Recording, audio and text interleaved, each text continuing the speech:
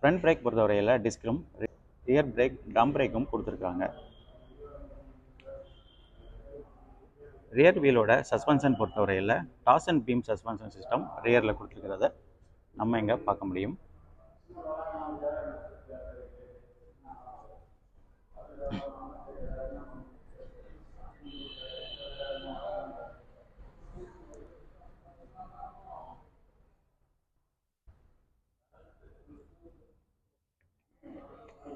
வண்டியோட அண்டர் பாடியில் போய் சஸ்பென்ஷன் எப்படி இருக்குன்னு பார்ப்போம்.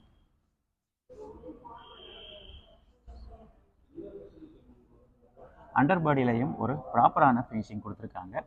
எஸ்ஆர் சிஸ்டம் மஃப்ளர் இங்கே நம்ம கிளியராக பார்க்கலாம்.